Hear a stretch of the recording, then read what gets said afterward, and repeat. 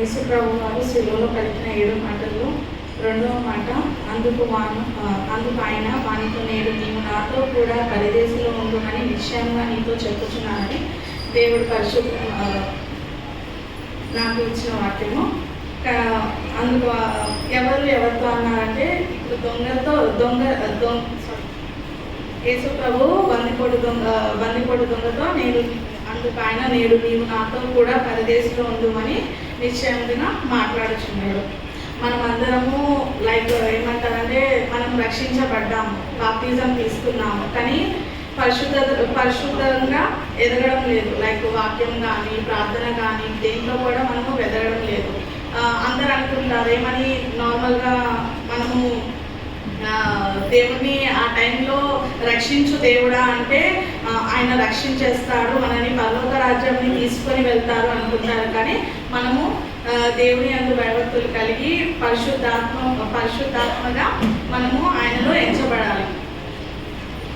యాకోబు సువార్త 1వ అధ్యాయం 22వ అధ్యాయము 23వ వచనంలో, మీరు వినువారు మాత్రమే ఉండి మిమ్మును మీరు మోసపుచ్చుకోకుండా వాక్య ప్రకారము ప్రవర్తించు వారై యుండుడి.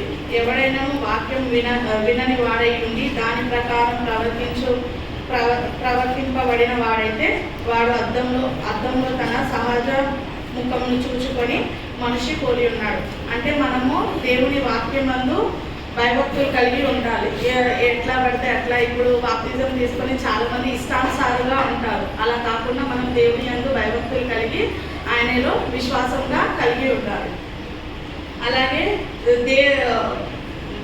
లూకాసు వార్త 23వ అధ్యాయంలో 32వ వచనంలో అంటారు కదా, మరియు ఇద్దరు ఆయనతో కూడా చంపబడుటకు తేబడి వారిని నేరం చేశారు. అంటే సిలువ వేసేటప్పుడు ఇద్దరు బందుకోటి దొంగల మధ్యలో మన యేసు ప్రభుని సిలువ వేశారు. ఇది రోమా ప్రభుత్వంలో ఇది సిలువ శిక్ష అనేది రొటీన్గా ఉంటుంది. అంటే ఎవరు క్రూర శిక్ష చేసిన వాళ్ళకి మాత్రమే ఈ సిలువ శిక్ష వేశారు. బట్ మన యేసు ప్రభు మన పాపాల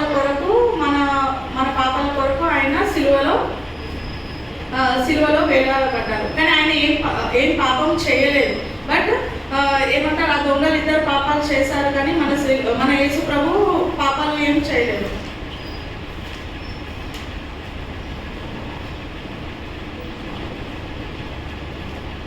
ఇక్కడ లూకాసు వార్తలో వేయబడిన ఆ నేరస్తుల్లో ఒకడు ఆయనను దూషించుచు, నీవు క్రీస్తు కదా, నిన్ను నీవు రక్షించుకొనుము, మమ్మును కూడా రక్షించుమని చెప్పాను. అంటే నువ్వు యేసు ప్రభు కదా, నిన్ను నువ్వు రక్షించుకొని నన్ను కూడా రక్షించమని ఆ నేరస్తులు యేసు ప్రభుని హేళనగా మాట్లాడుతున్నాడు. ఇదే లూకాసు వార్తలో 22వ అధ్యాయం 39వ వచనం చూడండి ఒకసారి. ఆ తర్వాత ఆయన బయలుదేరి తన వాడికి చెప్పున ఒలీవ కొండకు వెళ్ళగా, లూకాసు వార్త 23వ అధ్యాయము 39వ వచనం. వేలాడబడిన ఆ నేరస్తులలో ఒకడు ఆయనను దూషించుచు, నీవు క్రీస్తువు కదా, నీవు రక్షించుకొనుము, మమ్మను కూడా రక్షించుకోమని చెప్పాను. ఎంతమంది చెప్పారంటే ఇక్కడ ఒక పర్సన్ యేసు ప్రభుతో చెప్తున్నారు. అలాగే మత్తయి సువార్త 27వ అధ్యాయము 38వ వచనం చూడండి. మరియు కుడివైపున ఒకడును ఎడమ వైపున ఒకడును ఇద్దరు బందిపోటు దొంగలు ఆయనతో కూడా సిలువ వేయబడ్డారు. నెక్స్ట్ మత్తయి సువార్త 27వ అధ్యాయము 44వ వచనం. ఆయనతో కూడా సిలువ వేయబడిన ఇద్దరు బందిపోటు దొంగలను అలాగే ఆయన్ని ఎంతమంది నిందించారండి యేసు ప్రభుని? ఇద్దరు నిందించారు. నెక్స్ట్ అలాగే మార్కు సువార్త 15వ అధ్యాయము 27వ అధ్యాయం చూడండి. మరియు కుడివైపున ఒకరిని ఎడమ వైపున ఒకరిని ఇద్దరు బందిపోటు దొంగలను ఆయనతో కూడా సిలువ వేసిరి. మార్కు సువార్త 15వ అధ్యాయం 32వ వచనంలో చూడండి. ఇజ్రాయేలు రాజుగా క్రీస్తు ఇప్పుడు శిలువ మీద నుండి దిగి రావచ్చును. అప్పుడు మనము చూసి నమ్ముదామని ఒకరితో ఒకరు చెప్పుకొనిది. ఆయనతో కూడా సిలువ వేయబడిన వారు ఆయనను నిందించిరి. అంటే ఇక్కడ కూడా ఇద్దరు బందిపోటు దొంగలు నిందించారు. ఇద్దరు బందిపోటు దొంగలు ఇద్దరు దేవుణ్ణి దూషించారు. కానీ ఫర్దర్గా ఒక బందిపోటు దొంగ మాత్రం దేవుని నమ్మి దేవుని అందు పరిశుద్ధాత్మ కలిగి ఆయనని గ్రహించి ఆయనతో ఈ మాట అంటాడు.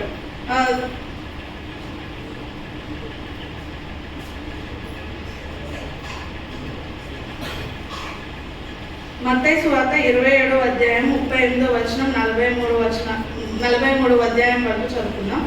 మరియు కుడివైపున ఒకడును ఎడమ వైపున ఒకడును ఇద్దరు బందిపోటు దొంగలు ఆయనతో కూడా సిలువ వేయబడిరి. ఆ మార్గంలో వెళ్ళుచున్నవారు తలచుచు దేవాలయంలో పడగొట్టి 3 దినములు కట్టువాడ, నిన్ను నీవు రక్షించుకొనుము, నీవు దేవుని కుమారుడు అయితే సిలువ మీద నుండి దిగుమని చెప్పుచు ఆయనను దూషించింది. అలాగే శాస్త్రులను పెద్దలను ప్రధాన యాజకులను కూడా ఆయనను అపహసించుచు వీడు ఇతరులను రక్షించును, తను తాను రక్షించుకొనలేడా? ఇశ్రాయేలు రాజు కదా, ఇప్పుడు సిలువ మీద నుండి దిగిన ఎడల వారు నమ్ముదామని వాడు దేవుని యందు విశ్వాసం ఉంచెను. నేను దేవుని కుమారుడని చెప్పాను కనుక ఆయనకి ఇష్టడైతే ఆయన ఇప్పుడు వాడిని తప్పించినని చెప్పింది. అందరూ దూషిస్తూ ఉన్నారు. బట్ నేను ఒక 3 వర్డ్స్ని చెప్తాను. నేను గ్రహించింది ఏంటంటే విచిత్రమైన సందర్భం, విచిత్రమైన విజ్ఞాపన, విచిత్రమైన సమాధానం. విచిత్రమైన సందర్భంలో యెషయా 53:12 చూడండి ఒకసారి.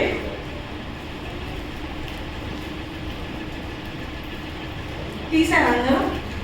కావున గొప్పవారితో నేను అతనికి పాలు పంచిపెట్టెదను, గనులతో కలిసి అతడు కొల్ల సొమ్ము విభజించుకొనును. ఎలా అనగా మరణము నొందునట్టు అతడు తాను ప్రాణమును దారపోసెను. అతిక్రమములు చేయు వారితో ఎంచబడిన ఆయన ఇక పాపములు భరించుచు తిరుగుబాటు చేసిన వారి గురించి విజ్ఞాపన అతిక్రమములు చేయు వారితో ఎంచబడిన వాడైన అనేక పాపములు భరించుచు తిరుగుబాటు చేసిన గురించి మనం మాట్లాడాం. అంటే మన యేసు ప్రభు ఏ పాపములు చేయలేదు, ఏ అతిక్రమములు చేయలేదు, ఏ దోషములు చేయలేదు. అయినా కానీ ఆయనని సిలువలో వేలాడవచ్చారు కదండి. అలాగే మార్కు సువార్త 15:27-28లో మరియు కుడివైపున ఒకనిని ఎడమ వైపున ఒకని ఇద్దరు బందిపోటు దొంగలను ఆయనతో కూడా సిలువ వేశారు. అదే దాని కింద ఫుట్ నోట్లో చూడండి ఒక్కసారి. అనేక ప్రాచీన పాత్రల్లో అప్పుడు ఆయన అక్రమకారునొకడు నెంచబడిన చొప్పున లేఖమును నెరవేరినది. అంటే యేసు ప్రభు శిలువ మీద చనిపోవడం అనుకోకుండా జరిగింది కాదు, యాక్సిడెంటల్గా కాదు. అది యేసు ప్రభుకి ముందుగానే తెలుసు, ఆయన శిలువ మీద వేలాడబడి చనిపోతారని చెప్పి. ఏదైనా కానీ ఆయనకు ముందుగానే తెలుసు. యేసు ప్రభు దృష్టిలో అది ముందుగానే ఉంది. లేఖనంలో నెరవేరినట్టు ప్రతిదీ మనకి అక్కడ రాసిబడి ఉన్నది. నెక్స్ట్ విచిత్రమైన విజ్ఞాపన. అధికారులు ఏమన్నారో తెలుసా? యేసు ప్రభుని అధికారులు అందరూ నువ్వు క్రీస్తు అయితే నిన్ను నీవు రక్షించుకొని అని అన్నారు. కానీ బట్ సైనికులు అన్నారు నువ్వు రాజు అయితే నిన్ను నీవు రక్షించుకొని అన్నారు. మార్గంలో వెళ్ళేవారు నీవు దేవుని కుమారుడు అయితే నిన్ను నీవు రక్షించుకో అన్నారు. బందిపోటు దొంగలు ఏమన్నారంటే దేవుని ప్రతి ఒక్కరు దేవుణ్ణి అక్కడ నిందించారు. దీనికి 3 రీజన్స్ ఉన్నాయండి. ఒకటి సాక్ష్యము, సువార్త, సహవాసము. సాక్ష్యము, అనేక మంది రక్షణ కలిగి ఉన్నారు. బట్ ఎవరు మనం ఏంటంటే తండ్రి మనము పరలోక రాజ్యం వెళ్ళేటప్పుడు తండ్రిని మనము ప్రార్థన చేసి నన్ను క్షమించు తండ్రి అని చెప్తే మన యేసు ప్రభు తండ్రి పరలోక రాజ్యాన్ని తీసుకొని వెళ్తారు అనుకుంటారు. బట్ ఏంటంటే కానీ మన తండ్రి తీసుకెళ్తాడు. కానీ మనం కూడా దేవుని యందు భయభక్తులు కలిగి ఆయన యొక్క అన్ని విషయంలో లైక్ ప్రార్థన విషయంలో కానీ వాక్యం విషయంలో కానీ అన్నింటిలో మనము ఆయనకి సాక్ష్యంగా ఉండాలండి. అందరూ కింద అందరు హేళన చేస్తూ కూడా కింద కొందరు ఆయన గుడ్డివారికి కళ్ళు ఇచ్చాడు స్వస్థత కలిగాడు అని కింద అందరూ ఆయన గురించి కొందరు చాలా మంది మంచిగా మాట్లాడుతున్నారు. మాట్లాడుతున్న సాక్ష్యం ఆ బందిపోటు దొంగలు, ఇద్దరు బందిపోటు దొంగలు ఒక బందిపోటు దొంగ వింటున్నాడు. సువార్త అంటే ఆయన యొక్క సువార్త ఏంటంటే, ఇప్పుడు కోపంతో చేశాడో తెలియదు, అయిష్టంగా చెప్పాడో తెలియదు, కానీ పిలాతు సిలువ మీద INRI అని రాశారు. అది 3 భాషల్లో పేర్కొన్నది. ఏంటంటే హెబ్రీ, గ్రీకు, రోమా భాషల్లో ఉన్నది. మన యోహాను సువార్త 19వ అధ్యాయము 19వ వచనంలో చూస్తే, మరియు పిలాతు యూదుల రాజైన నజరేయుడకు యేసు అను పై విలాసము రాయిచు సిలువ మీద పెట్టించను. INRI అంటే ఈషియస్, నజరేనియస్, రెక్స్, ఇడోరియం. నజరేయుడైన యేసు యూదుల రాజా. అక్కడ రాశారు కదా. అయితే యోహాను సువార్త 19, 20, 21, 22లో చూసుకుంటే, సిలువ వేయబడిన స్థలంలో పట్టణంలో సమీపమై ఉండెను. అది హెబ్రీ, గ్రీకు, రోమా భాషల్లో వ్రాయబడింది కనుక యూదులు అనేకులు దానిని చదివిరి. ఏం చేశారండి? యూదుల అనేకులు చదివి అక్కడ ఏమంటున్నారంటే, నేను యూదుల రాజునని వాడు చెప్పినట్టు వ్రాయుము కానీ యూదుల రాజు అని వ్రాయొద్దని యూదులు ప్రధాన యాజకులతో పిలాతుగా చెప్పారు. అంటే ఆయన యూదుల రాజు అని మీరు రాయకండి, అంటే ఆయన యూదుల రాజు అని ఆయన చెప్పుకున్నాడని మీరు రాయండి దాని మీద అన్నాడు. కానీ పిలాతు ఏం చేశాడండి? లేదు, పిలాతు నేను వ్రాసిన దేహము వ్రాసితను అంటే ఆయన హేరోద్కి పిలాతుకి కూడా ఇది యేసు ప్రభు సిలువలో వేలాడబడడం వాళ్ళకి ఇష్టం లేదు. బట్ కింద ఉన్న ప్రజలు ఆయనను సిలువ వేయబడండి అనగానే, కానీ పిలాతు ఏం చేశాడు? INRI అంటే యూదుల నజరేయుడైన యేసు యూదుల రాజా అని అక్కడ ఆ సిలువ పైన ఆయన మెన్షన్ చేశాడని. సహవాసం అంటే ఫెలోషిప్. యేసు ప్రభుని నిందించారు, అపహసించారు, చాలా మంది హేళనగా మాట్లాడారు. అయినా కానీ యేసు తండ్రి ఒక తండ్రి వీరేమి చేయుచున్నారో వీరెరుగరు గనక వీరిని క్షమించుమని యేసు ప్రభు తండ్రి గారు ప్రార్థన చేయుచుండగా, ఆ ఇద్దరు బందిపోటు దొంగల్లో ఒక బందిపోటు దొంగ అప్పుడు ఆయన ప్రార్థన చేస్తుంటే ఆయన విన్నాడు. ఒక్కసారి లూకా సువార్త 23, 40, 41 చూడండి. అయితే రెండో వాడు వానిని గద్దించి, నీవు అదే శిక్షా విధిలో ఉన్నావు గనుక దేవునికి భయపడవా? మనకైతే ఇది న్యాయమే. మనం చేసిన వాటికి తగిన ఫలము పొందుచున్నాము కానీ ఈయన ఏ తప్పిదము చేయలేదని చెప్పి ఆయనను చూచి యేసు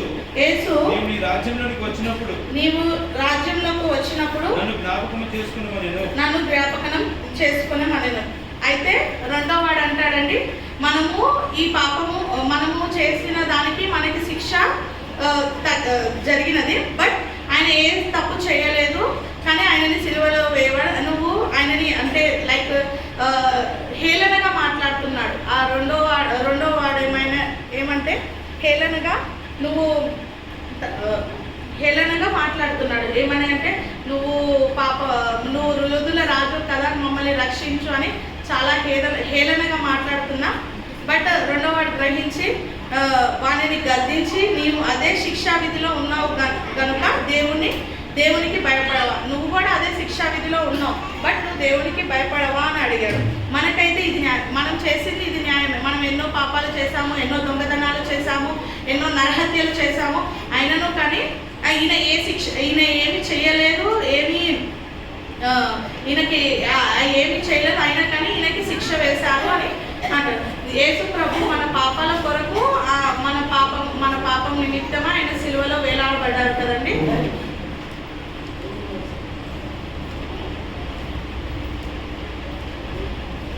విచిత్రమైన సమాధానం. మూడోది ఏంటంటే, ఆయనను లూకా సువార్త 42వ అధ్యాయం అప్పుడు సమాధానం ఎట్లా కలిగిందంటే, సెకండ్ బందిపోటు దొంగతో ఏం కలిగింది? ఆయనను చూచి యేసు నీవు రాజ్యం రాజ్యంలోనికి వచ్చినప్పుడు నన్ను జ్ఞాపకం చేసుకొనమనెను. అందుకైన వానితో, నేడు నీవు నాతో కూడా పరదేశిలో ఉండుమని నిశ్చయంగా నీతో చెప్పుచున్నాను. అంటే ఆ సెకండ్ పర్సన్ అనే ఆయన ఏంటంటే గ్రహించాడు. అంటే ఈయన యూదుల రాజు, ఈయన ఎన్నో గొప్ప కార్యాలు చేశాడు, కానీ ఈయనని సిలువలో వేలాడబడ్డారు. ఎందరో దూషించారండి యేసు ప్రభుని, కింద హేళన చేశారు, ఉమ్ము వేశారు. సిలువ మీద వేలాడబడుతున్నప్పుడు ఆయన ఎన్నో మాటలు అన్నారు, నువ్వు యూదుల రాజు కదా, దిగిరము అని ఎన్నో విధాలుగా ఆయనని హేళన చేశాడు. కానీ మన యేసు ప్రభు ఏంటంటే గొప్ప రక్షకుడు. ఆయన ప్రతి ఒక్కటి మనకి మన పాపాల కోసం, మన దోషాల కోసం ఆయన సిలువ వేయబడ్డారు కదా. సో అప్పుడు ఆయన గ్రహించాడు, రెండో బందిపోటు దొంగ ఆయనను గ్రహించి, ఇక్కడ మనకి కుడివైపు ఆయననా ఎడమ వైపు ఆయననా పరిశుద్ధపరిచాడు అంటే బైబుల్లో మనకి ఎక్కడ కూడా రాయలేదు. బట్ మనం ఏంటంటే ఎక్కువ శాతము లైక్ కుడి హస్తం మంచిది అని అనుకుంటాం కదండి, కానీ అక్కడ బైబుల్లో ఎక్కడా రాయలేదు కుడిది మంచి, కుడి ఆయన నమ్మాడు, రైట్ పర్సన్ ఆ లెఫ్ట్ పర్సన్ అని అక్కడ ఏమీ రాయలేదు. అందుకు అది బందిపోటు దొంగ అంటాడు, అందుకైన వారితో, నేడు నీవు నాతో కూడా పరదేశిలో ఉండుమని నిశ్చయంగా నీతో చెప్పుచున్నాను. అంటే అప్పుడు బందిపోటు దొంగతో యేసు ప్రభు వారు అంటారు, నేడు నీవు నాతో కూడా పరదేశిలో ఉండుమని నిశ్చయంగా చెప్పుచున్నాను. ఏదైనా తప్పు చెప్తే నన్ను క్షమించండి. ఈ చిన్ని కొద్ది వాక్యము దేవుడు దీవించుకున్నాను.